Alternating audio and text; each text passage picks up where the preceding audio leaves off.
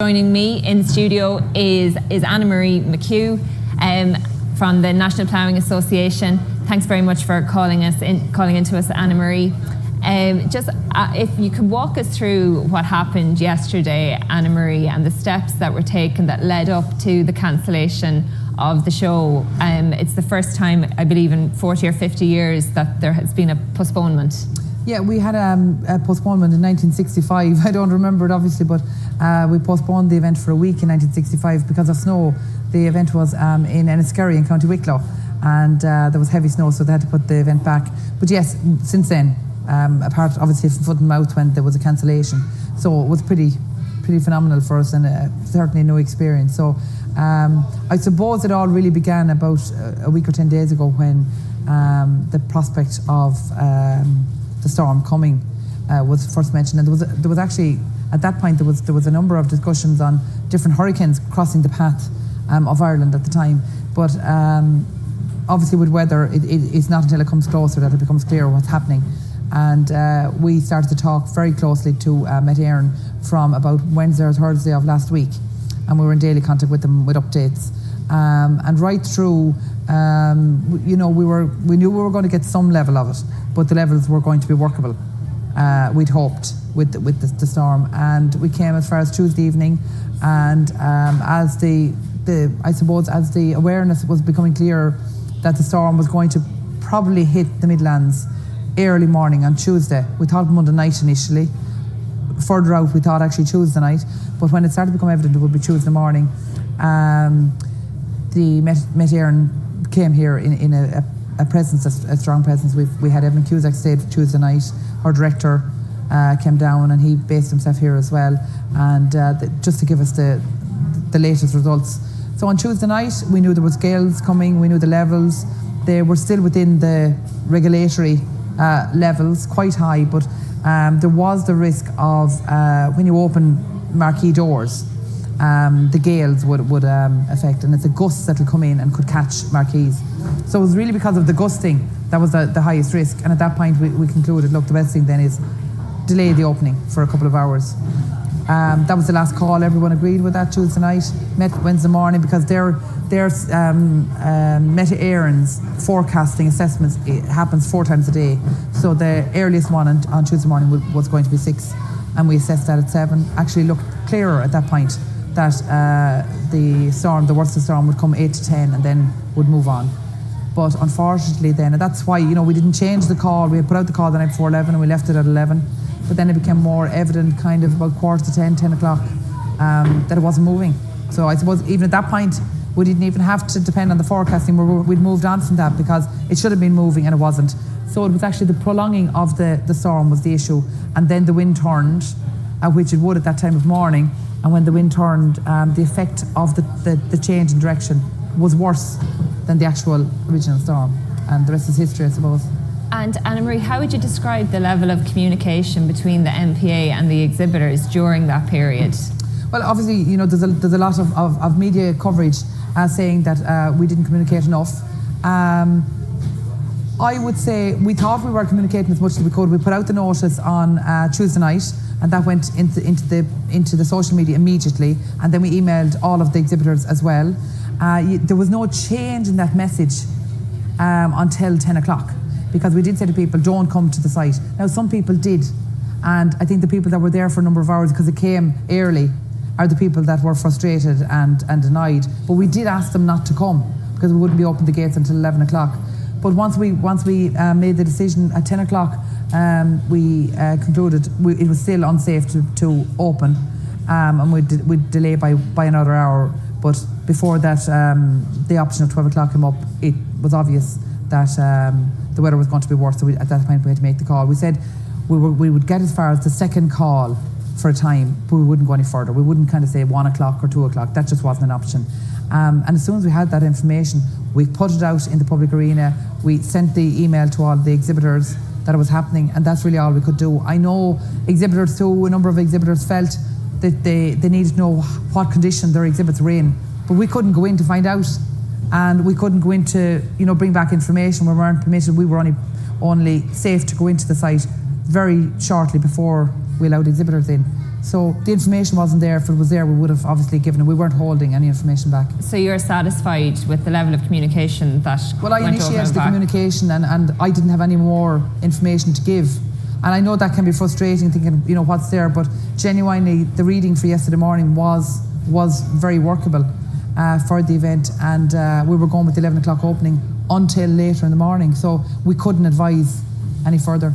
And Anna-Marie, were you concerned because you pushed the opening back to 11 that people would actually be driving here through a storm to get to the site? Of course, but I suppose everything is at, you know, every different levels. You know, the forecasters were on the radio telling people, you know, be careful, don't drive. But at the same time, we'd a lot of people. We'd have thousands of people staying in the area of the event, and we couldn't make a decision on opening or not opening because of the people at outside counties. We had to work with what was here, because, you know, you couldn't tell exhibitors here, if it's feasible to open the event, don't open it because somebody's coming from Donegal or Kerry. So we had to deal with what we were dealing with right here and the conditions we had here.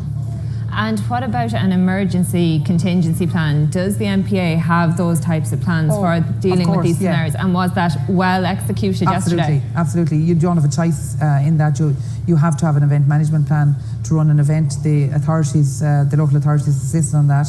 We worked very closely with all the emergency services in Tullamore yesterday in association with Met Éireann. So absolutely full activation of emergency management. Now, in relation to exhibits that were damaged, we'd be very careful. We wouldn't have the authority to go in on exhibits and actually take away debris.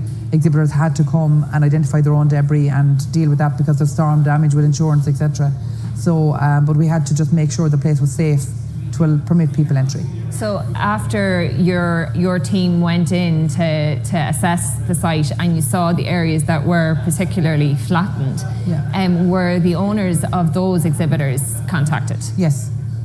We would have contacted, for example, the Blackwater marquee is an arena where the MPA put up the marquee and the exhibitors then are within that. We would have heard through the media later that some of the exhibitors in Blackwater got there before we told them, but the gates were open, so we couldn't. You know, that was going to cross over, because the alternative to that would have been to leave the event closed for a number of hours for us to make the assessment and phone people, and that wasn't an option. Certainly exhibitors that weren't here immediately and that we did see damage, we started to make the phone calls. Because we actually had one of the exhibitors from the Blackwater tent in with us yesterday afternoon yesterday evening around 5:30 or 6 o'clock, and their exhibition had been completely flattened. They lost about 15,000 worth of equipment, that was CTS security. And they were very frustrated because they said they hadn't been contacted all day. They were really disappointed by that. It was their first time at the Ploughing, and they were very disappointed that they weren't. Well, they weren't contacted. They're saying they weren't contacted. My colleagues in the office had the full list of the Blackwater exhibits. I can't tell you that everybody answered the phone, but the girls spent all afternoon contacting anyone that they could, that they were seeing. That had damage, and they made a lot of phone calls. But obviously they got to the marquee. They would have been waiting, so that they identified the damage to their stand before the MPA would have been in touch with them. And then that's the choice we made to allow exhibitors in. They wanted to get in. They wanted to assess the damage. In actual fact, many exhibitors would have liked to have gotten in earlier or known, but we couldn't permit our safety team or public safety had to be a priority. And what about from an insurance standpoint? The show is going on, extended now into tomorrow. Where do exhibitors stand now on the insurance front? They'd have to talk to their insurers. And if they can't afford if they can't get an extension, what happens then tonight? We've had nobody talking to us about that. Nobody has come to us and said we can't get insurance tomorrow. So we deal with that.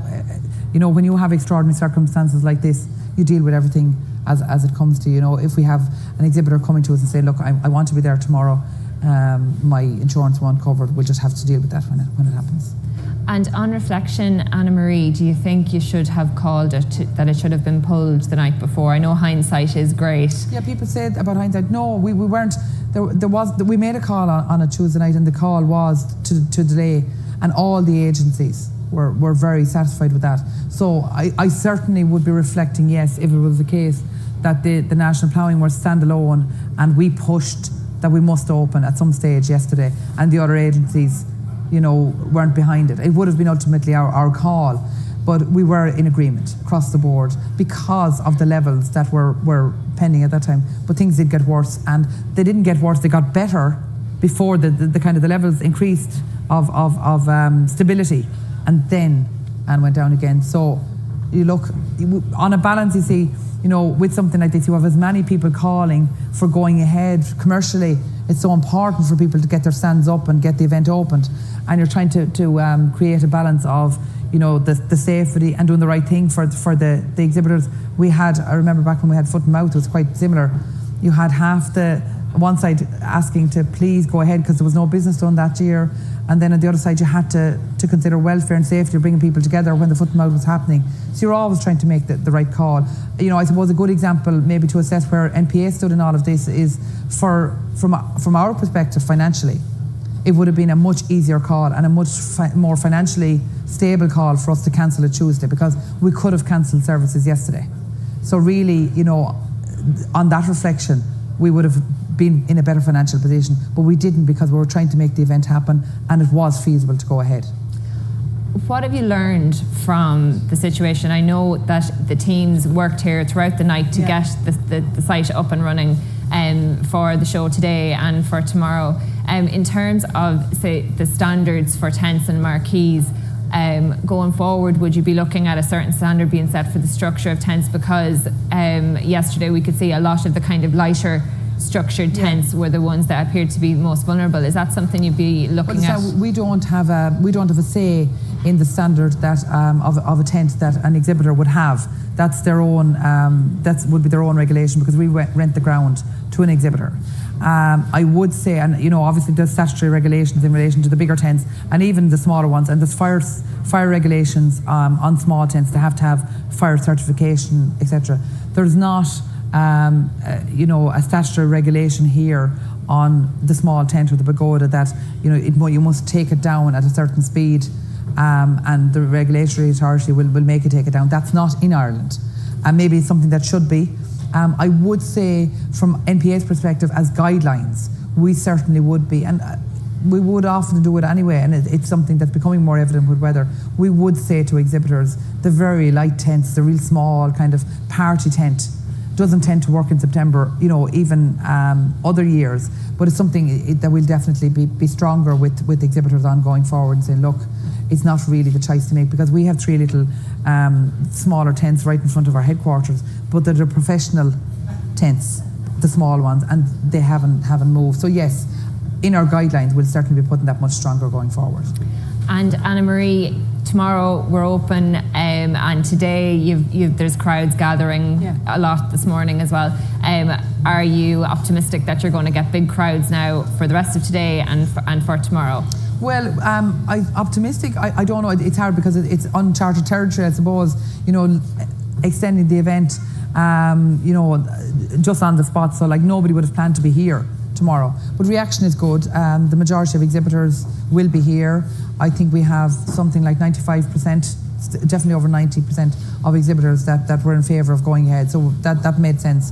And I suppose the part of the decision making really would have been that for exhibitors to kind of do the work on the stands and get them fixed up.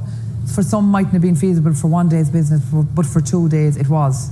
It made sense. So that had to be a priority. Also, in order to give the public the option of coming, if they missed yesterday, getting a second chance that they could come today or Friday. I was giving them 2 options. So that had to be our priority.